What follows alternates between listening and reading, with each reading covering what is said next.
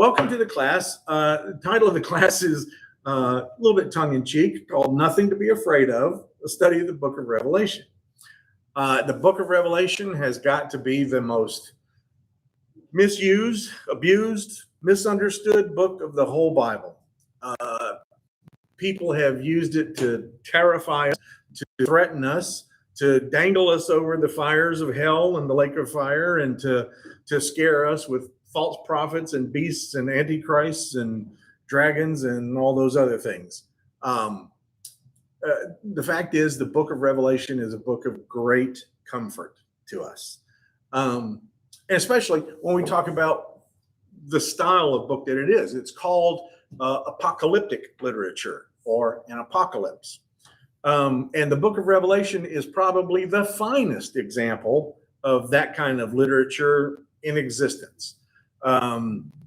We can look at these types of books, and they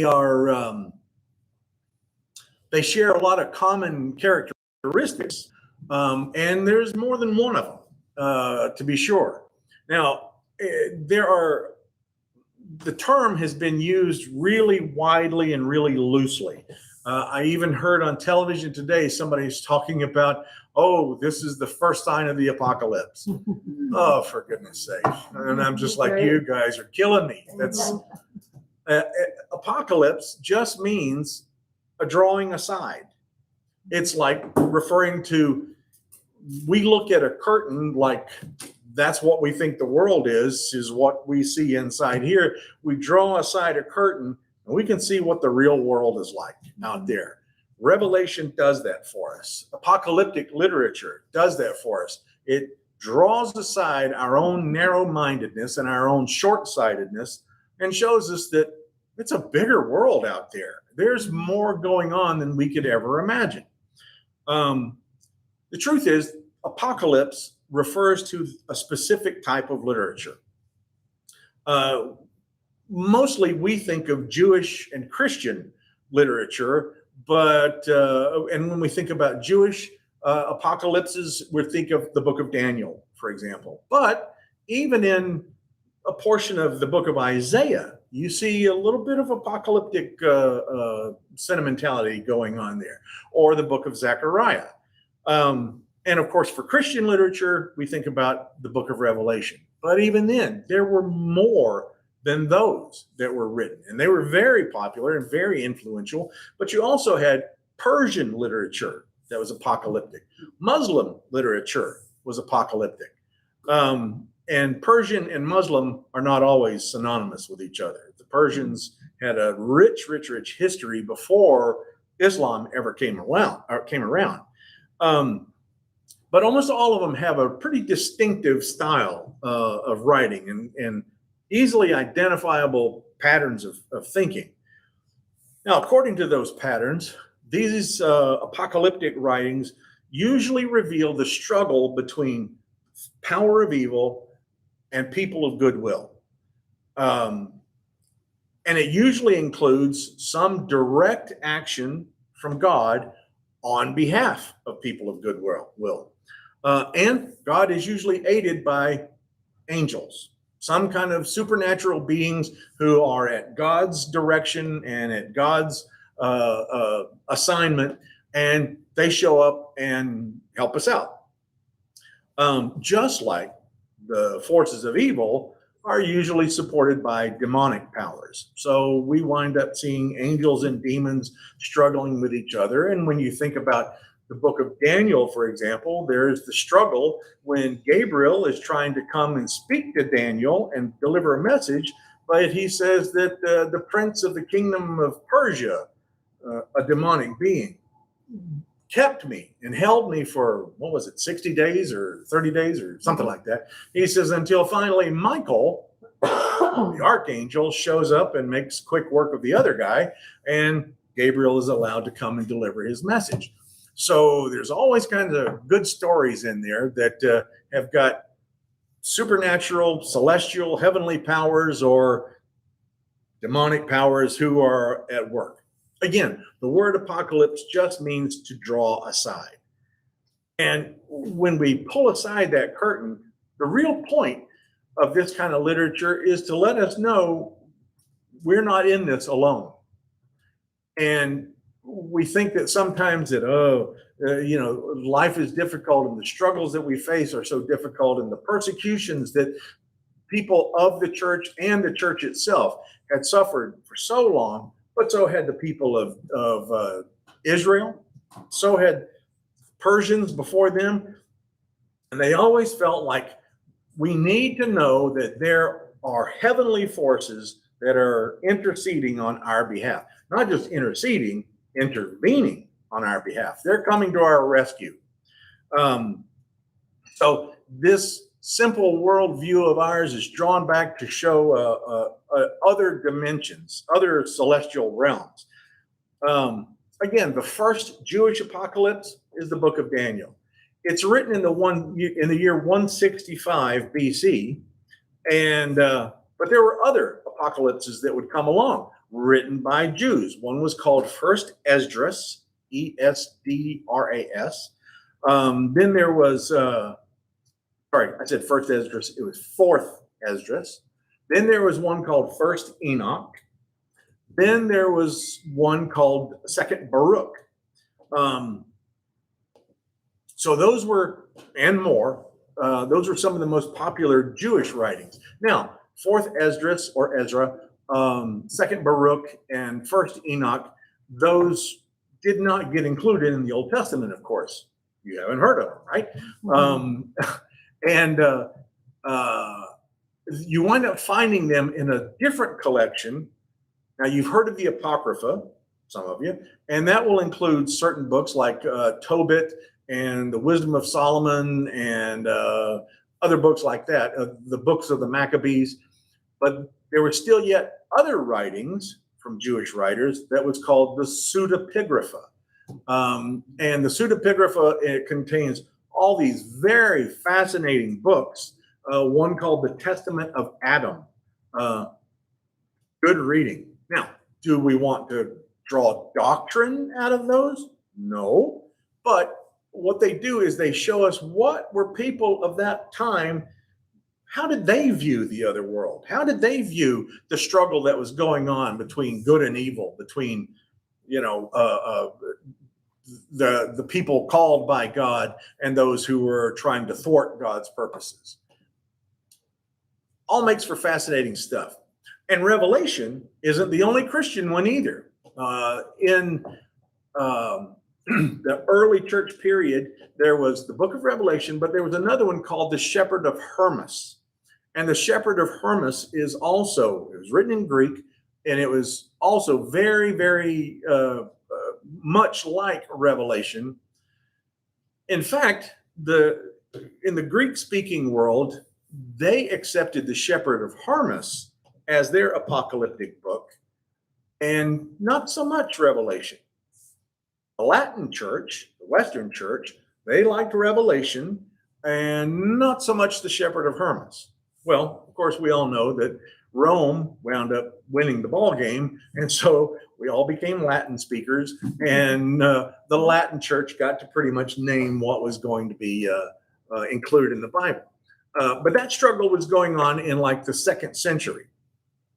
Another writing was called the Apocalypse of Peter.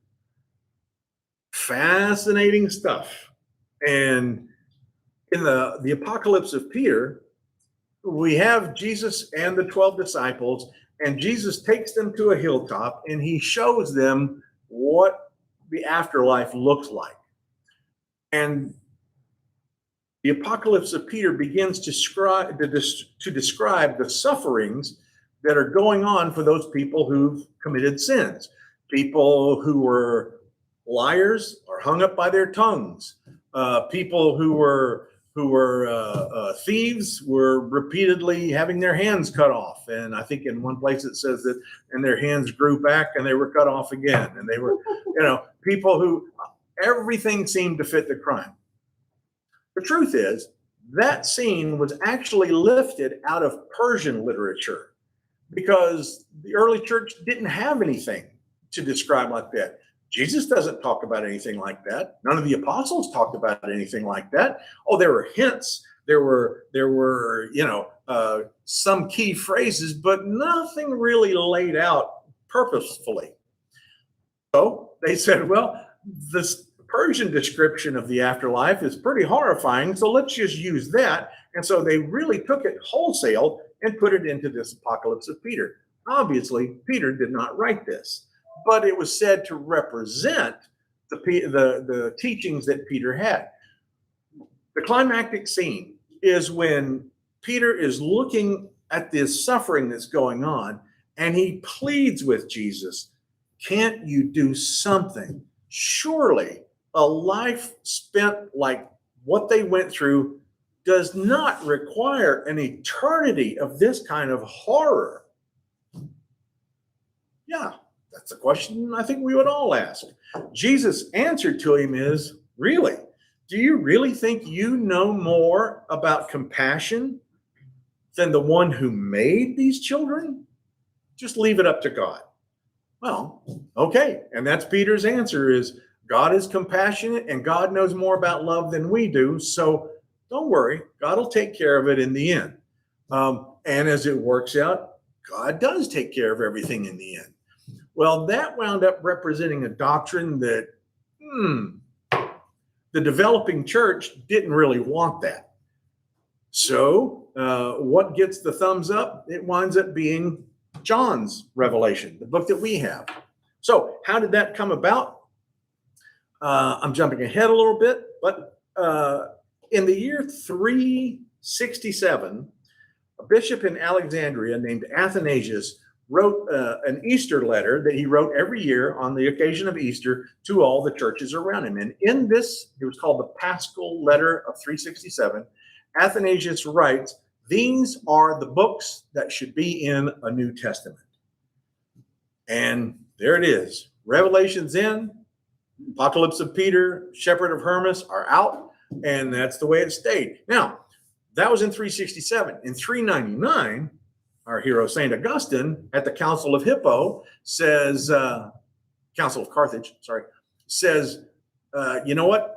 Athanasius was right on it. And we affirm those 27 books. Now, they had already gotten the 39 books of the Old Testament thanks to a Jewish council at a place called Jamnia. That was in the year 90. So we had an Old Testament starting in the year 90 that was finally compiled, and these are the official 39 books. So all those other, first, second, third, fourth Ezra thrown out, first and second Baruch thrown out, the 3 books of Enoch thrown out. Why? Because those books, number one, weren't written in Hebrew, and second, they never mentioned the divine name of Yahweh.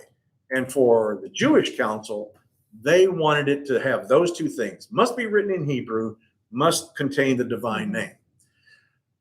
Well, so now, after the year 90, it's going to be, 277 years before Athanasius makes that list, and then another 22 years before Augustine confirms it. That's when Revelation made it into the New Testament then. It was a near-run thing for quite some time. So we've got this Jewish apocalypse in Daniel, a Christian apocalypse in the book of Revelation. So what's the difference between the Jewish and Christian versions? Well, for one thing, the Jewish version is never going to have Jesus in it, because obviously it's written long before Jesus, at least 165 years before the birth of Jesus. And it's also talking about how Yahweh is going to deliver us, how God is going to take action. Of course, in Christian literature, Jesus is the key figure. Jesus is the one who intervenes on our behalf. And in fact, the book of Revelation, the most important words of the whole book are the first 5 words: a revelation of Jesus Christ. Can't be forgotten. That is that sets the standard. That tells you that everything that follows after is going to be about Jesus. It's going to be about the work of Jesus. It's not a revelation of the beast. It's not a revelation of the Antichrist or the false prophet or the dragon. No, it's a revelation of how Jesus Christ rescues us. And not only rescued us once and for all on the cross, but continues to intervene on our behalf. It's good news. Now, Daniel and Revelation, they're all written during a time of crisis. When Daniel was written, it was actually written about 400 years after the time of Nebuchadnezzar. And yet Nebuchadnezzar seems to be the villain in Daniel. Here's the thing of what we call prophecy, that when the prophets are writing, it looks like they're prophesying about a future, when actually they're talking about what's happening right now. So what the book of Daniel does is he places himself about the year 565 BC and prophesies about the year 165 BC. He's talking about his present, but he's acting like he's in the past. So it always looks like they're talking about a future. John, we read it and we always think it's talking about a future. People create all kinds of doctrines about what's supposed to be happening now. Some minute, just wake up tomorrow and it might all be over with. When actually John was writing about what they were going through at the moment. They were writing in times of crisis. And when Daniel wrote the book of Daniel, or the author wrote the book of Daniel, they were going through this persecution at the hands of a Greek king named Antiochus IV. He called himself Antiochus Epiphanes, which means God made manifest. Oh, well, anybody who does that's got to be some trouble. So Antiochus is calling himself God in the flesh, and you're supposed to do what I tell you to do. So what does the book of Daniel do except take Nebuchadnezzar and make him guilty of the things that Antiochus is doing? Antiochus wound up actually taking pigs and sacrificing them on the high altar in the temple in Jerusalem. Well, we know what Jews think about pigs. Mm-hmm. Jews and Muslims all think swine are strictly forbidden. And yet Antiochus slaughters pigs on the high altar. They called that the abomination of desolation. Jesus will use that very same phrase in the Gospels when he says, you'll see certain things coming like the abomination of desolation. Well, the people at that time go, oh, we know what that's talking about. We're talking about, the blasphemy in the temple. Mm-hmm. And they did. In the year 70, you see the armies of General Titus destroying the temple and carting off all the stuff from the temple. Gentiles trampling the temple. In fact, if you see the arch of Titus, one of the things you see is a Roman soldier carrying the menorah, that big golden, seven-armed candlestick, carting it out. So Daniel becomes very important for Jewish apocalyptic thinking and for Christian apocalyptic thinking. In fact, I contend that we can't fully understand the book of Revelation unless we understand the book of Daniel, because John in Revelation is always talking backwards about some image that Daniel had said. There's some fun stuff that we think we know, and we find out, boy, we didn't know it at all. One of my favorite quotes, in fact, it was when I was young, I always used to put these quotes on pieces of paper and I would tape them to my mirror. And every morning when I was doing my hair, I would look at these quotes. One of them was, there is a guy named Oran, O-R-A-N, who lived somewhere in I think it was the 11th century AD. He was a Christian monk.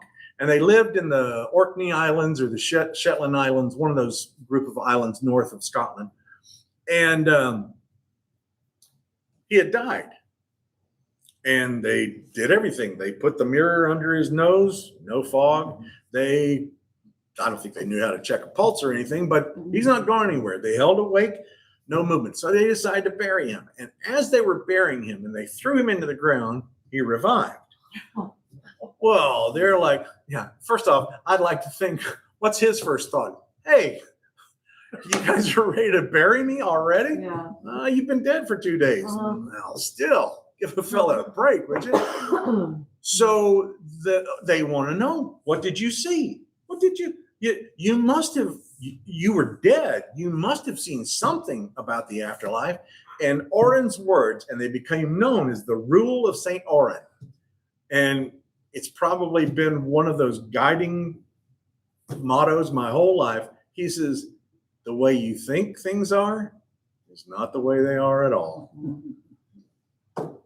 That's made me a little more sympathetic to other people's doctrines, sympathetic to other people's religious experiences, because I always think I know the way it is, but it's probably not that way at all. So somebody asked me, a young person asked me, I don't know, a little while ago, they said, so who's got it right? Of all these religions in the world, who's got it right? I said, oh, nobody. No, nobody. We just are making our best guess. We worship according to what feels comfortable to us. Let's face it, our religion is shaped by our culture too. A professor of mine once said, don't ever forget that Christianity was born in the lush river valley of the Jordan, and Islam was born in the harsh, unforgiving desert. If you keep that in mind, you understand completely the direction that both of those religions took. Well, and we wind up seeing those same kind of sentiments in this apocalyptic literature. So this literature is written as comfort to those who are undergoing persecution. The Jews are undergoing persecution under Antiochus Epiphanes, God made manifest, and the church is undergoing persecution from the Roman Empire. And we're going to see that there is an emperor or two who look alarmingly like Antiochus IV that we were talking about. So not only are they written as comfort, they're also written as a little bit of protest.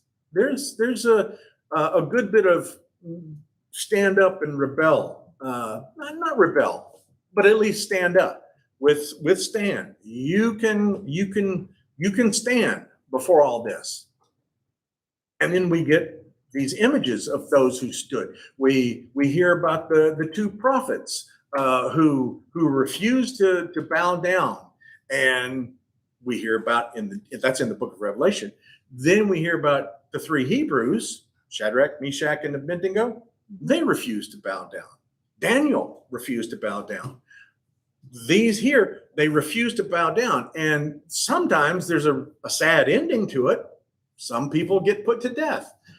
But the comfort is always, but those who are brought down will be raised up. The two prophets in Revelation who are seen to be put to death, it says that they laid there in the street for 3 days, and a voice from heaven says, come up here. And they're raised, and up they go. So it's always like, no matter what you go through now, there is a better ending. There is a hopeful ending. So they're written to encourage those who are experiencing persecution. Hold fast and remember that, and be assured that the suffering that you go through is not in vain. Soon, God is going to vindicate the faithful. Now, the book of Revelation has also been seen as underground literature. Underground in the sense of we don't want everybody to know about this because these Romans, they don't take kindly to criticism. So we're going to use figurative language to talk about the Romans without them knowing we're talking about them. That may be true, and I'm sure that is true to some extent, but I really can't imagine any Roman emperor sitting on his throne on a Saturday night reading Christian literature. So I think the chances of a Roman seeing what these Christians are up to by reading their literature is pretty far-fetched, I think. So we have these symbols, though, that are used not to just be like underground literature, but it's trying to tell us that there's something bigger, something more fantastic, more miraculous than what our simple viewpoint can grasp. The mystery and the grandeur that's it practically requires some kind of grand celestial heavenly imagery as well in order to present those higher realities of heaven. Now, again, when we're talking about the apocalypse or apocalyptic literature as a style of literature, both, again, there's a difference between Jewish and Christian because of the person of Jesus, but again, there's some striking similarities. Almost all of them are written in first person. It says in the book of Revelation, I, John, was in prayer on the Lord's day. And in fact, 4 times John names himself in the writings. The dreams and the visions that the narrator sees are almost always interpreted by some angel. There's an angel there to help out. Remember in the book of Daniel, Gabriel shows up to talk to him about images. Here in Revelation, it says that the angel of the Lord was there to interpret the things that he saw and to actually do the drawing aside, look at what you see in front of you. The angel acts like some kind of a mediator or an interpreter, and those visions are used to explain what's going on right now, the current realities. The realities of earth right now as seen from a heavenly perspective. Because let's stay with John. What's John seeing? Persecutions at the hands of the Romans. What was an angel seeing? It's not that big of a deal. We've seen empires come and go, and this one will go too. So that's not a big deal. And here's how it's going to happen. Now, for those of us who are in the middle of such a thing, we won't name any names, but those of us who have been through such trying times in our political arena, it's not that big of a deal. It looks like the end of everything to us. It looks like the end of, we've heard phrases like the end of our democracy. This is the end of life as we know it. This is the end of the way. And looking at it from a heavenly viewpoint, you'll get through this too. I mean, I don't know if you remember, probably do. We thought Richard Nixon was going to be the end of American democracy. Come to find out, he's one of the better presidents we've had of the 20th century, which is pretty sad. And yet, it was Richard Nixon who gave us the Clean Water Act. It was Richard Nixon who gave us the Clean Air Act. It was Richard Nixon, like the Klingons say, only Nixon could go to China. Sorry, that was an old Klingon proverb, they say. So the things that look so bad at the moment aren't that bad when we look over a long stretch of our lives and over a stretch of history. Now, they're always going to talk about the glory that is to come.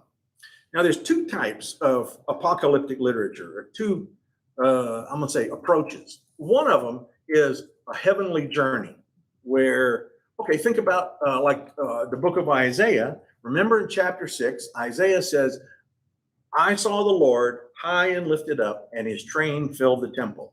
Well, clearly, in that chapter, Isaiah is getting kind of a tour of the heavenly throne room. The narrator is taken up into heaven, and even Paul gives us a little bit of that. Remember when he talks about, being taken up into the 7th heaven and all like that. But he says, but what I saw there, it's not lawful for me to say. I can't tell you. So yeah, Paul, the mystery writer. Even Isaiah is taken up. We get that some with Zechariah. We get that some with a good bit of other literature too. They get this tour of heaven.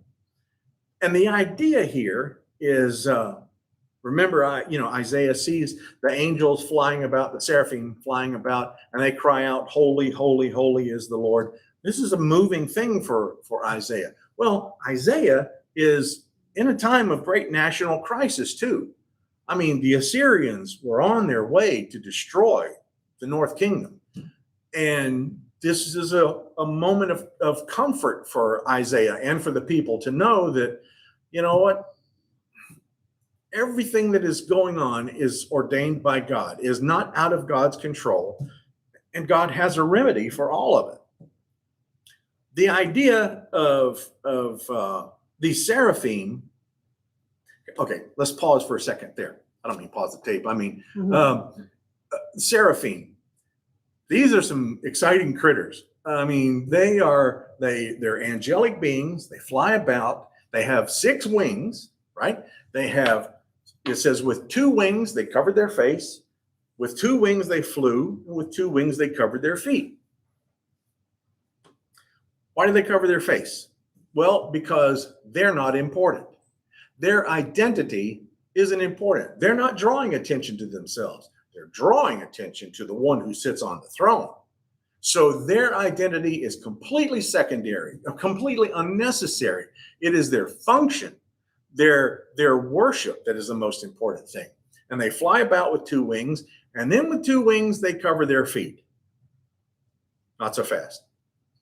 When the Hebrews use the word feet, they're not talking about the things at the bottom of your legs.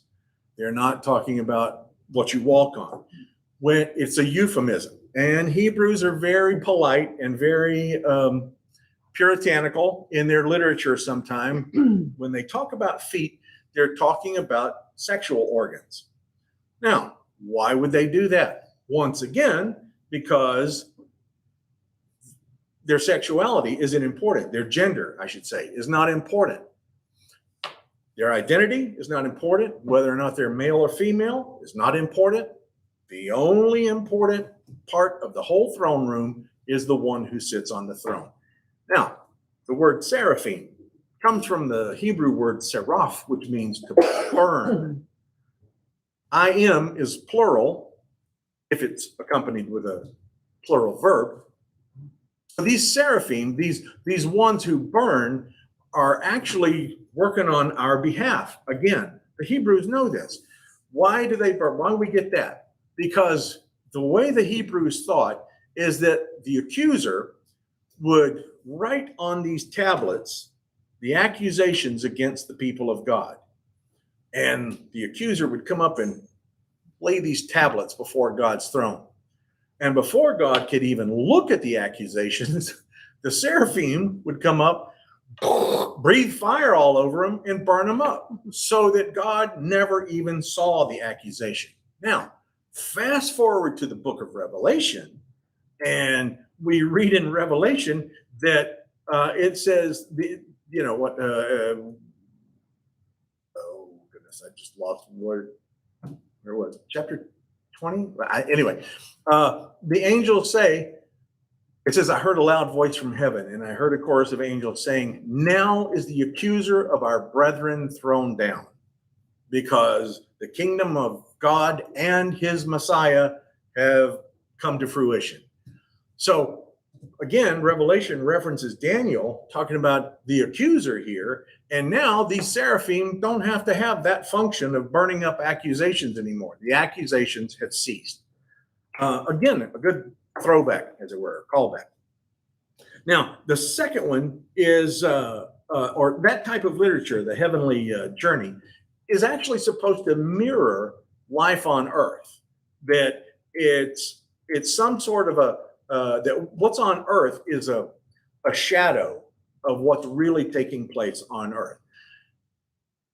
And it actually is making use of a very famous allegory from Plato called the Allegory of the Cave. And in the Allegory of the Cave, Plato, who's writing about the year, 350 BC, in the Allegory of the Cave, he says that, okay, imagine people who are bound to their seats in a cave, and all they see is this wall in front of them. And they see these shadows moving about on the wall. And they think that's the way life is. They think that's the world. These shadows that we see, this is reality. But then imagine somebody breaks loose from that and they turn around and they realize that there's a fire behind them, and this fire is casting that light, and there's people back there moving around. And so it's throwing shadows on the wall. Wait a minute, those shadows aren't real. This is real. And then he says, suppose that those people finally even get out of the cave and they're able to see the sunlight and see the world as it really is. That's the person who's been liberated. That's the person who can see the world as it is. Well, John is using that same kind of imagery here. Is what we see is just shadows. We don't see things as they really are, which is why we need an apocalypse to draw those things aside and show us this is the way the world is. There are angels fighting on our defense. We have Christ who has come to deliver us, and God is behind it all, just saying, don't worry, this all turns out well in the end. And of course, if you skip ahead to the end of Revelation, it turns out pretty good. It ends in the last chapter with God saying, behold, I make all things new. Maybe my favorite phrase of the Bible. He doesn't say I make all new things. No, I make all things new. Everything is back the way it was supposed to be. You know, forget about fallenness, forget about all that. Everything is I make all things new. And there are people who want to tell you that all doesn't really mean all. It just means many. No. John's a better writer than that. He meant all. So did Paul. When Paul said all, he meant everyone. Then there is a second type, which is called a historical sketch, where the narrator will offer a symbolic vision of the changing course of history and its divinely appointed nature. And Revelation does a lot of that.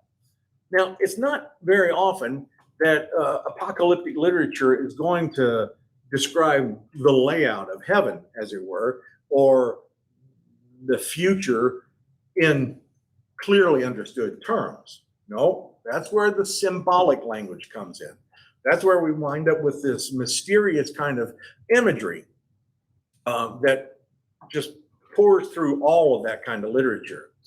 Now, that in itself makes it kind of open to all kinds of strange interpretations. And you know what? Did God mean it that way? I have no doubt about it. Because you have the feeling that God just sits there and goes, Oren was right. The way you think it is not the way it is at all. But it's okay. You're all going to get there and you're going to find out maybe you didn't have all the answers. Maybe you didn't have any of the answers, but at least you had the right questions. We've got all these possible interpretations. And then we have a book like Revelation that becomes a basis for some strange doctrines that come along, doctrines that may not develop for quite a long time. We have doctrines in some denominations now that they are sure that the early church must have taught that. And I hate to break it to them and say, sorry, this didn't come around until 1830, when a little girl had a dream and a preacher said, we can make money off of that. Now, is that really the way it happened? Yeah, that's exactly how it happened. If there's a buck to be made, there's somebody to preach it. Which is why we wound up having a Reformation in the first place, was because, the gospel being used to raise money to build a church was, a little bit unsettling to somebody like Martin Luther. Well, so often now this apocalyptic literature is going to use some violent imagery too. And that's what scares us sometimes, is we hear about, blood flowing up to the height of a horse's bridle at the Battle of Armageddon, and we hear stuff like that. It's imagery because it's shocking imagery. And if it shocks you, you're going to remember it. So let's never forget that the book of Revelation wasn't passed around to every believer in the early church. Nope. If a church had a single copy, they considered themselves blessed because they were so expensive, and people weren't all that literate back then. So what would happen is somebody sends us a copy of Revelation that they're going to let us have for a month, and then we're going to have to pass it along to the next church. So we can either try to copy it down and keep one for ourselves, but that's expensive. And do you have anybody literate enough to make it? Here's the thing, we'll stop here for a second, is that the people who made the copies weren't always literate themselves. Well, wait a minute. How could they make copies? Because they were good artists and they could copy the symbols exactly. And which is why we wind up having, there's no punctuation in there, and you can't always tell where one word ends and the next one begins because there's no spaces in there. Goodness. So is this somebody who is in the act of loving kindness, or do they possess loving kindness? It may not be that big of a difference, but there's a difference. When you have all these words jammed in together, well, of course, it saves them the expense of having a papyrus scroll, which was expensive. But also, again, these people don't know the difference between a sentence break and a word break and a page break. Part of our problem, too, is that I don't know if you've ever tried to copy some other work. I mean, if you were in junior high and you were copying what was out of the Encyclopedia Britannica as your research paper, as you're copying over, if you're like me, I have a hard time with my eyes tracking back to where I had been. I wind up reading the same paragraph 4 times before it's over. Wait a minute, didn't I already write that? So what happens sometimes is when you're copying back and forth, sometimes you might miss a whole line. You might only miss a word, or you might miss a paragraph, which is why when we look at some of our oldest texts, sometimes comparing this one with that one shows a missing word or a missing line even. And then, of course, papyrus gets really brittle and starts breaking apart, and we lose all kinds of good stuff. But anyway, so what would happen is we get a copy. Pastor Elizabeth then gets a copy of Revelation. We're putting us back about the year 100. And she was like, okay, hope everybody had a big breakfast because we're reading the book of Revelation today. And off she goes, the revelation of Jesus Christ. And she reads the whole book. I kind of wish we could do that sometimes, because when we break things up, we lose their flow, we lose the context. And so imagine now we have people who are hearing this, and there's this violent imagery, which makes them sit up, it keeps them involved. And then the action subsides a little bit, and then you get another thing. You wind up having repetitions of 3 major acts of 7 catastrophic events. And yeah, it creates a rhythm that the people will remember and certainly help them to understand. So that those those violent images sometimes serve as markers, as a stopping point or a breaking away point, and kind of lets everybody calm down again. And now here we go again into it all over again.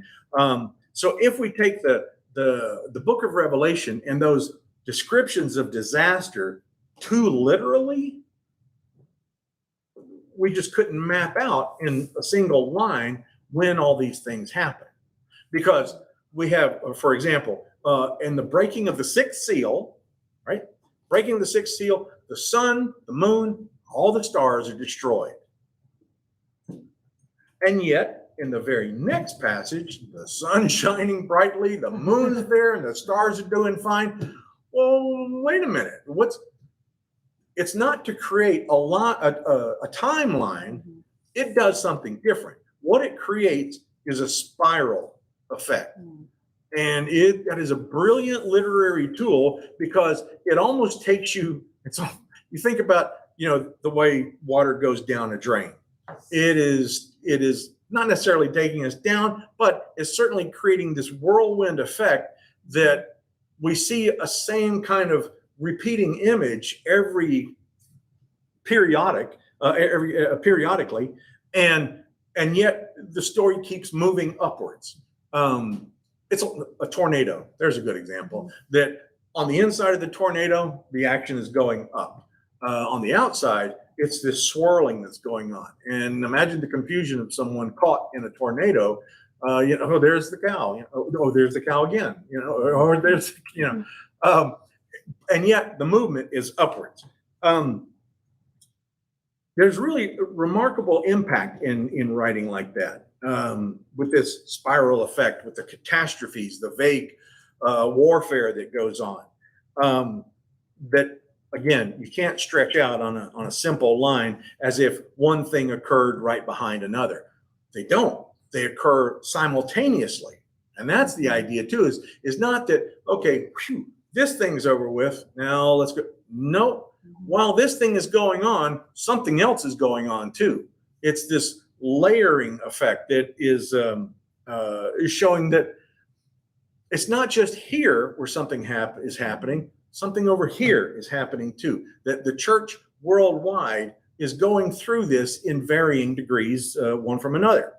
And that allows the narrator to use these certain numbers over and over again that appear several times. Again, in the book of Revelation, like I said, there's 3 major sets of 7 disasters. That number 3 has always been interpreted as symbolizing completeness. Things are complete when you've got a set of 3. And then you have the number 7, which is supposed to show divinity, that this is the divine number, 7. And so in contradiction to that, if you have the number 6, it's something short of perfection. It's something short of divinity. And so the number 6 is to represent humans because we're falling short of divinity. Now, imagine having that number repeated 3 times, 6, 6, 6, and you got somebody with troubles there. That number has affected us more than any numbers,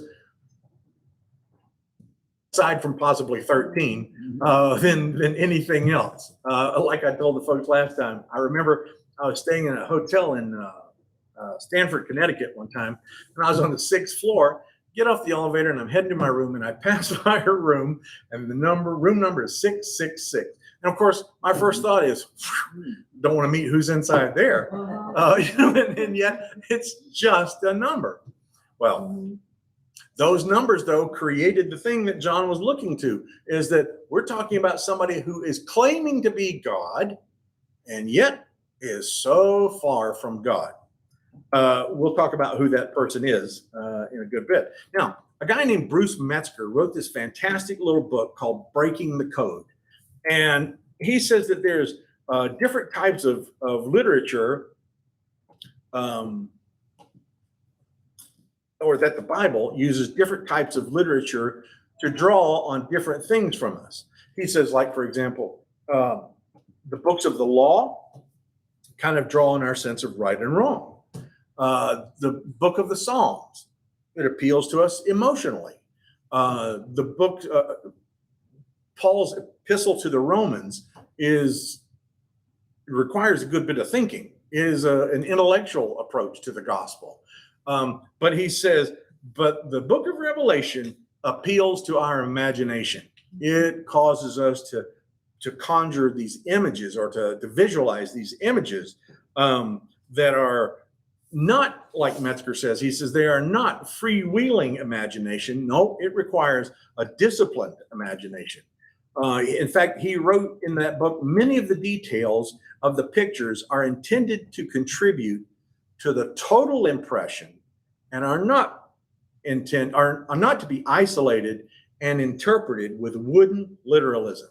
So if you're talking about a beast that comes out of the sea that has the body of a lion, and it's got 7 heads and 10 horns and 10 crowns, for crying out loud, don't go stand on the beach and wait for a monster to come out that has 7 heads, because it ain't going to happen. That is not to be interpreted, as he says, woodenly. It's supposed to impress something else on you. It's symbolic. So John now, with his visionary experience, to understand him, we kind of need to look at, again, some of the Old Testament stuff. I'm thinking about Ezekiel, Ezekiel's vision of dry bones. Remember? And he sees this valley of massive dry bones. And so he speaks to these dry bones, and, well, remember you wound up with the song, the knee bone connected to the, okay. So all these things wind up connecting. Then the sinews come, and then flesh comes on them, and then life is breathed into them, and they stand up. And it says, an exceeding great army. Now, did Ezekiel really see a valley of dry bones where they all came together, they grew flesh and sinews, and they got life, and they stood up, and they were ready to go to war?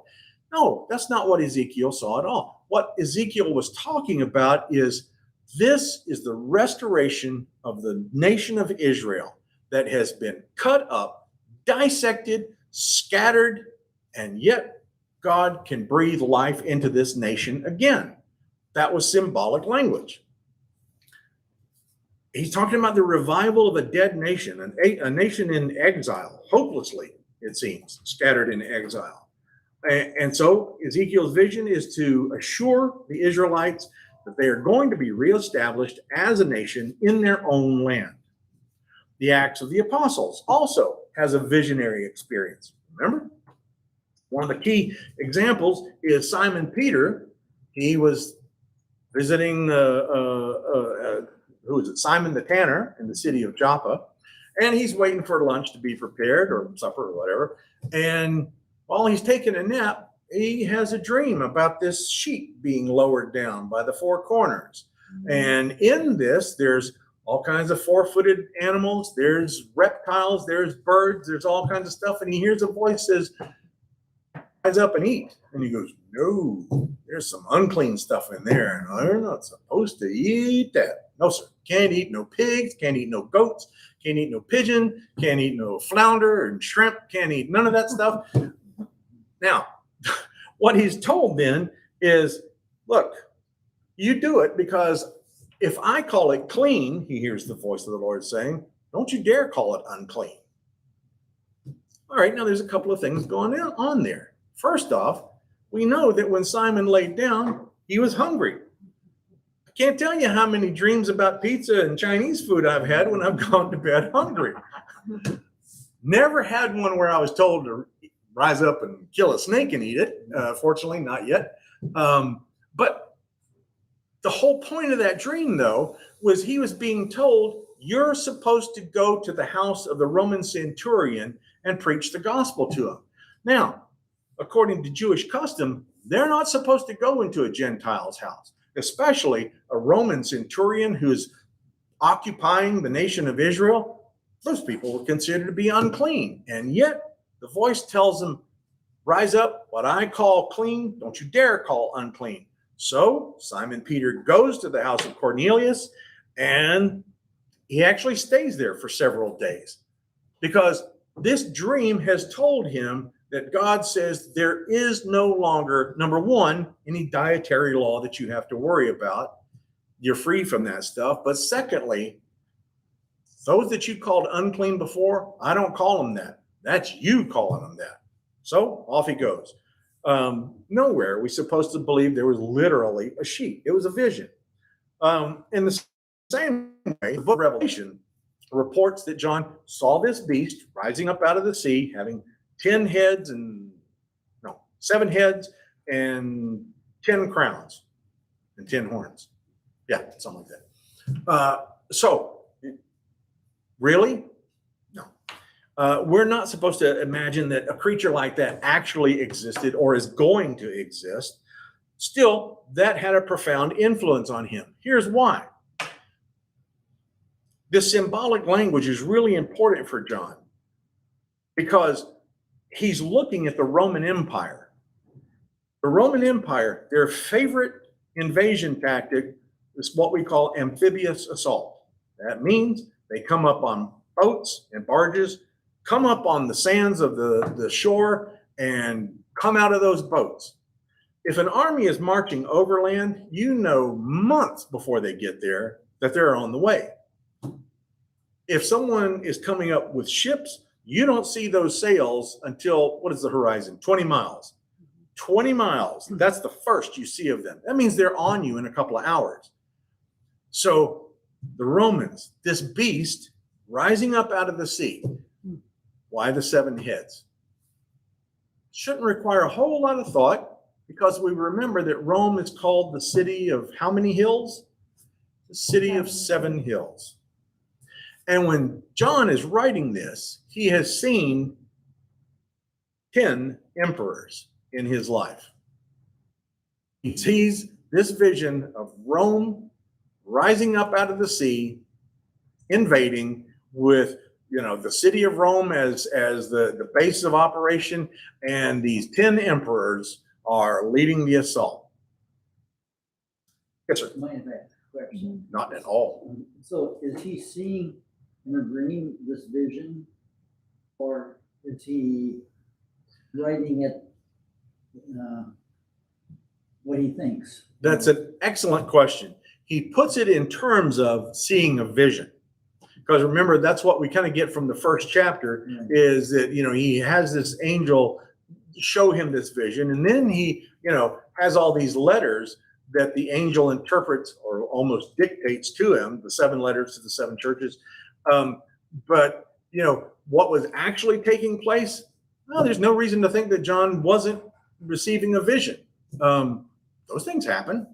Simon Peter, you can call it a dream, you can call it a vision, you can call it, 3-day-old pasta, but you see stuff, and it was real to John. Now, I think that John intentionally used certain language. I think he had the idea of what this, I think he knew what it was about. And so I think he put it in language that would be understandable to the people of his time. And like Bruce Metzger says in that book, Breaking the Code, they knew exactly what he was talking about. The problem that we have is we lost the code book. We imagine if you were to look at a newspaper today, open it up, and you see a political cartoon, and you see a donkey pulling on one end of a rope and an elephant pulling on another end of the rope, you know what that's talking about. Talking about the struggle between the Democrats and the Republicans. In 1,000 years, 2,000 years, and somebody uncovers a newspaper, hopefully the Sentinel and Rural News, somebody uncovers a newspaper and they see that, they're going to go, what kind of weird thing? They will have lost the code, because hopefully things like that will have disappeared and something else would have taken its place. They would simply have lost the code. The imagery wouldn't mean anything to them anymore.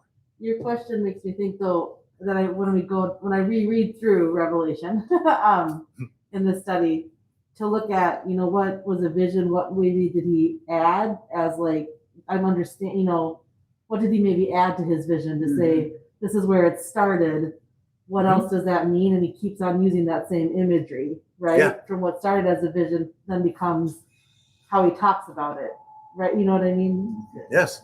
Which is why you wind up with a spiral effect. Yeah. I think, is because, he is explaining the vision. Now, he has an angel sometimes. I don't know if he puts the words in the mouth of the angel or if the angel is actually saying it to him. Doesn't matter, I suppose, because the message is the same to us. And certainly the message to the early church was very clear and understandable.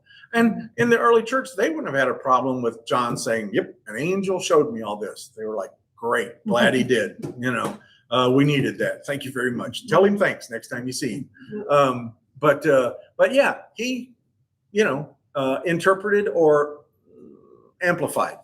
I think he amplified some, but out of no malice by any chance, by any means, I mean. And also, then he's very careful about anybody else messing with it. Because remember, he says, anybody takes away from this book, their treasures after will be taken away from them. And anybody adds to this book, their torments will be added to them.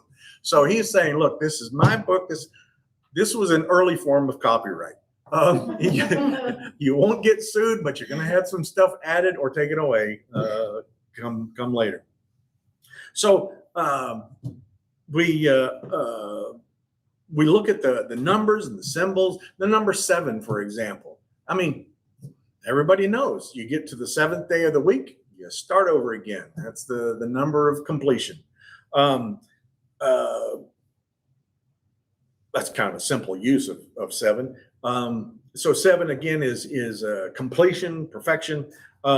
And again, other symbols are drawn out of Revelation that come from the Hebrew scriptures, especially, like I said, Ezekiel and Daniel and Zechariah. And make no mistake about it, the author of the book of Revelation has studied his Hebrew Bible. The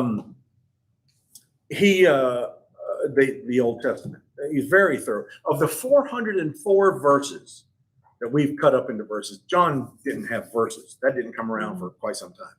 But what we now look is the 404 verses of Revelation in 22 chapters, 278 of those verses, 278 out of 404 contain some symbol or allusion from the Hebrew Bible. Wow. You got to know the Hebrew Bible, the Old Testament, if you want to understand Revelation at all. And it's because we don't, or there are those who did not understand Daniel in particular, I'm thinking of, that they wound up coming up with these strange doctrines because they didn't understand the reference in the first place. Again, this is why the title of the story of the study is Nothing to Be Afraid of. It's not scary stuff. It's very easy to understand. I had my Old Testament professor. He told me, he says, if you want to be a good theologian, a good Bible scholar, you better be a good historian. And he was right. Knowing history opens the door to the context of what the writers of the scriptures were talking about. Some, if not all, or most of John's symbols are a bit strange for modern readers. The Roman Empire in one place is described as like a leopard with the head of a lion and the feet of a bear. Pretty scary for anybody, but for those who are being persecuted by the Romans, they understand completely well how that symbol works for Rome. I mean, a lion can crush a human skull within its jaws. A bear doesn't usually kill by biting, it's with the paws. I mean, it will slash a person to death with those claws. And the leopard is so stealthy, so sneaky. And that's the way Rome looked at them, that Rome could get you any number of ways. Certainly a horrible sight. And strange creatures like that are all throughout apocalyptic literature. Again, we use symbols like that today. The lion has always represented England. The bear represents Russia. The boar represented Germany. The eagle represents the United States. China. Panda? Nothing so cute and cuddly, I suppose. Yeah. But countries have symbols, and it was no different for them in John's time. The book of Revelation uses imagery like that. And so Bruce Metzger was right. If we have a disciplined imagination, the meaning will become clear. If we use a historian's understanding of context, we'll see that these descriptions are descriptions of symbols and not descriptions of something real. It symbolizes something else. Now, next week we're going to get into the book itself, but before we get there, let's talk about who the author is. Well, now it tells us right away this is in some of your Bibles it'll say a revelation of John or the apocalypse of John, and certainly no fewer than 4 times the author, the narrator, calls himself John. Now, John was probably the most common name among Jews since the time of the exile. So they would pronounce it Johanna, but still, you can't swing a dead cat without hitting a John in the early church period. And we've got 4 people in the New Testament named John. You've got John Mark, you've got John the Baptizer, you've got Saint John, so there's all these Johns, and then there's one called John the Elder. Which one of those is intended? Or was it somebody else named John? That question has occupied biblical scholars for a long, long time. And there's no internal evidence. And when I say internal evidence, I mean something inside the writing itself that gives us a hint. He doesn't call himself John the son of Zebedee. He doesn't call himself John the Elder. He doesn't call himself John the Baptizer. He doesn't call himself John Mark. There's nothing there to point out who it really is. And so maybe, is it John the Elder? Is it John the Apostle? Is it John, the guy who owned the falafel stand down on the corner of 5th and 6th? Is it, we don't know from anything said in there. Maybe this John doesn't feel like he needs to identify himself beyond John. Maybe he is the John. That is to say, John the Apostle, the son of Zebedee, the brother of James. And I don't have any problem with that. Well, a lot of people want to say, oh, can't be, because, you read the 4th gospel and you read Revelation, and those are stylistically different and all that stuff. Look, they've been through a whole lot of editors and a whole lot of copies along the way. And what we read in John actually does sound a good bit like the Gospel of John. And it sounds a whole lot like the 3 letters of John. So is it the John? He calls himself John, and that's good enough for us. Yeah, I think he's the guy. From the middle of the 2nd century onward, the book was widely attributed to the disciple John, the Apostle John. And even though there's some differences from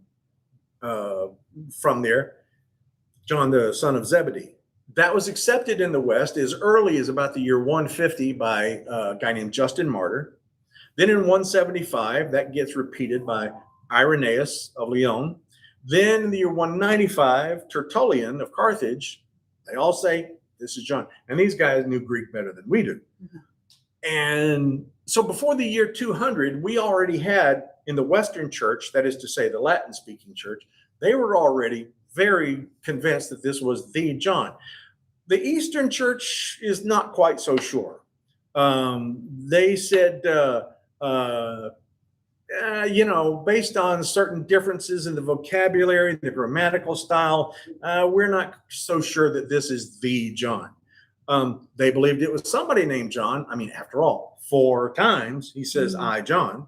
So, yeah, you got to hand that to him. But they believed that the book was holy and inspired, they said.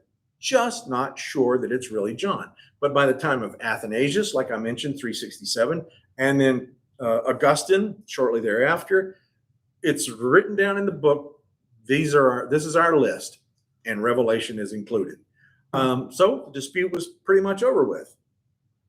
Even though the exact identity of this John remains somewhat debated, the importance of the book and the interpretation of the book doesn't depend on who the author was. The book says what it says. We know that the book of Revelation, some people want to put it way late. And I say way late, I mean like in the year 115 or 120. No, way too late for that. This book is composed and distributed to the 7 churches in the province of Asia somewhere between the year 69 AD and 96. Okay, so that's our starting framework. It was meant to encourage them with the assurance that even though the Roman Empire is really crushing on us and is lined up against us, victory is going to be ours if we remain faithful to Jesus Christ. But the first persecution that occurred comes around the year 64 when, remember, Nero burns it. I'm not saying you remember like you were there. I mean, Chuck, I know you. But around the year 64, when Nero burns the city of Rome. Remember, he's wanting to build a new city. He's going to call it Neropolis. Problem is, the old Rome is in the way, so we got to burn this thing down. Well, surprise, surprise, the folks of Rome are a little unhappy about this. So then he goes, it's the Christians. The Christians did it. So Nero persecutes the Christians in Rome and in the vicinity around Rome. This was not an empire-wide persecution. What John is telling us about is something that is, for him, worldwide. This is a massive persecution. That didn't happen during Nero. It didn't happen during the next emperors, Galba, Otho, Vitellius, move on down the line. But you get to the year 86, and actually year 81, and you got another emperor who comes in named Domitian, and he will rule from 81 to 96 AD. And around the year 95, okay, remember in Daniel, Antiochus IV called himself Epiphanes, God in the flesh. Domitian demands that his subjects call him Deus et Dominus Noster, our Lord and God. Ain't no Christian anywhere going to call any emperor our Lord and God. It is not going to happen. So something happens. You might remember reading in the book of Revelation someplace or hearing your parents scare you with it, that there's this thing called the mark of the beast. You're going to get it in your forehead, you're going to get the palm of your hand. And if you don't get the mark of the beast, you can't buy or sell. Well, I remember when they started coming out with barcodes. Barcodes. Everybody's going to get a barcode in their forehead or in their hand. They're going to be the mark of the beast. Hey, look, if it helps the line at Super Value go through quicker, stamp me. Is it the microchip? Is it the chip that they say is in the vaccine that you're getting? Is that the mark of the beast? No. Yeah, your iPhone is certainly. It might be. Because you can turn, and so far you can still buy or sell without them. But imagine the year 95. Domitian says that every person, especially Christians, because the Christians were the ones who weren't bowing down and worshiping him. Imagine, he goes, okay, here's what you got to do. You got to go to the temple of Caesar. You got to bow down your forehead and touch the base of my statue with your forehead while burning incense. Then you stand up and you extend your right palm in the salute of the imperator, the emperor, saying, "Hail Caesar." And if you did those two things, in the forehead, in the palm of the hand, then the priest of the Caesar cult would give you a certificate. And with that certificate, you could go to the marketplace and buy or sell. Without it, you can't. Is there a future mark of the beast? I don't know, but I know there was one already. This was the mark that you had accepted Caesar as Deus et Dominus Noster, our Lord, Caesar, and God. Pretty easy, simple stuff. See, nothing to be afraid of. The beast is come and gone. Now, the things that we learned from Revelation still help us today. Do we still, like I said, Dietrich Bonhoeffer was convinced that Adolf Hitler was the Antichrist, and he was right. Father Dobrynin thought that Stalin was the Antichrist, and he was right. Because remember, in one of John's letters, he said, even now there are antichrists, plural, among you. You've heard that the Antichrist is coming, he says. I tell you, even now there are antichrists among you. The fact is that Antichrist is the spirit that stands against Christ, so that even a person can be an Antichrist. A government can be Antichrist. A dime store novel can be Antichrist if it stands against the person of Jesus Christ. And what worked then works now. Because what does he say? How did they overcome the beast?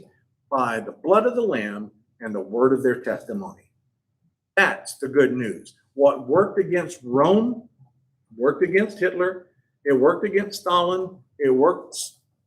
It always works by holding on to the blood of the Lamb. Does that mean that there are those who don't lose their lives? Some do. But those are the overcomers that Revelation talks about. Those who suffered to the last, they would be called overcomers. All good news. Nero, like I said, did he persecute the church? Yeah, a little bit. But it was Domitian is the one who really made the noise. And in fact, during Nero's time, Christians and Jews were believed to be part of the same group. They thought they were all the same thing. So when the Emperor Claudius in the year 50 was pretty much fed up with the Jews, he issued the Edict of Expulsion, and he kicked all the Jews out of Rome. And the Christians, of course, were like, yeah, you Jews get out of here. What do you mean we got to go too? And the Christians were kicked out as well because they thought that we were all part of the same group. It wouldn't take very long for them to realize that there was now a difference. But by the end of the first century, by the end of Domitian, it's clear that the synagogue and the church are now separate from each other. And the Christians who refuse to venerate the emperor are now exposed to charges of blasphemy. We're accused of being traitors. We weren't supporting the empire, weren't supporting the emperor. We were subversive. We were enemies of the state, blasphemers. And now, under Domitian, for the first time, the church across the empire is undergoing persecution. So that points us to around the year 95 or 96 as the writing of this, because it was still going on while this was being written. There would be more persecutions coming along, no doubt about it. And one of the worst would be around the year 305, when an emperor named Diocletian would also just do horrible things. But what they had read in Revelation got them through that one too. They overcame by the blood of the Lamb and by the word of their testimony. Like I said, we know that in the first chapters, there's the letter to the church in Smyrna. There was no church in Smyrna during the time of Nero. It wasn't until a good deal later. Same thing with the church in Laodicea. The church in Laodicea, or the city of Laodicea, had suffered a terrible earthquake and in the year 61, and it took them several generations to build back until the time of John's writing. So thanks to the study of history, we can surmise with pretty good assurance that the book of Revelation is written toward the end of Domitian's reign, probably no later than the year 95 or 96. That date gets confirmed by early church authors like Irenaeus, Clement of Alexandria, Origen, and Eusebius of Caesarea, who wrote a book called Church History in the year 325. So early in the church, maybe it's not our John, but it's a John who's good enough for us because the book he writes is extraordinary. And it's written in the early church period of about the year 95, 96. So now, next week, we will actually look into the text. So Pastor Elizabeth says we have Bibles here or if you have a Bible you want to bring of your own, that's Your absolutely favorite fine. Bible. Your If you want favorite to be Bible. marked up, then I'll even get you some stickers that we use for confirmations. You want to say I looked it up. That's Or I right. memorized Stickers. it. So before we wrap up, I know I was doing all the talking this time, but any questions or comments or? The timeline you were saying, that automatically eliminates a lot of the Johns then, doesn't it? I mean, it couldn't be John the Baptist. John the Baptist is dead. He's dead then. And John Mark is dead. Is John the Elder still around? Could be. Maybe. Not sure. But there's nothing to tell us that. But we know that and here's one of the, I'm looking at the text for this coming week, in Mark, when the two brothers, James and John, go up to Jesus and say, "Hey, we got something we want to ask you." And he was like, "All right, go ahead. We want one of us to sit on your right hand, the other one to sit on your left hand." And he's like, "Man, you guys just don't get it at all. haven't we already talked about this when, you are arguing among yourselves only 2 weeks ago in the readings? I mean, I'm sure it was just minutes before, and in Matthew, well, they put it on their mom that, their mother comes up and goes, I want to ask you about my sons. But at least she kneels down and asks them. Yeah. No, Mark, who was the first of the Gospels, said, these guys just walked up and said, we want to be one of your right hand, one of your left. And Jesus says, you don't know the cup of suffering. You don't know what's going to. Funny thing is who is the first disciple to be put to death? James. Who is the last one to die? John. The sufferings were completely different. James is the first one to die, and put to death, terrible. But John, I often feel sorriest for John because the rest of the disciples are gone. They're in the presence of the Lord. John has to live, another 70 years, become an old man. And I mean, he's probably 100 years old by this time.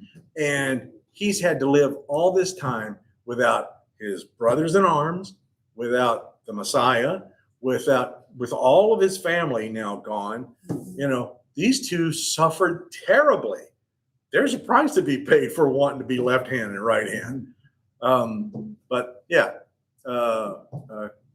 Quite a story. Yes. So once again, our guy John, the apostle, looks to be the best possibility. When I was thinking about what you were saying about Revelation as a pulling aside, I was also thinking, well, with a lot of the stories I've heard from folks recently, then you also think of the cataracts, right? Yes, quite right. I mean, I was like, that's a lived experience for a lot of folks. I remember that, and I can see. Yeah. I remember, there was one of my favorite baseball players was named Eddie Murray. He played for the Orioles, and he had been playing for 10 years at this point, and they realized, Eddie, can you see all right? And so they sent him to the team ophthalmologist, and the next thing you know, Eddie Murray, this guy who's batting a lifetime average of 303, he's got, I don't know how many home runs. He's hit 19 career grand slams, second only to Lou Gehrig. And next thing you know, you see him up to bat with glasses on. And he was like, oh, the world is much. They said, well, what's the first thing you noticed? He goes, there's a lot of ugly people in this world. It's we think we see clearly. Mm-hmm. Eddie Murray thinks he certainly sees enough to hit the ball, but not as clearly as what's out there. So, Yep. So 2 weeks.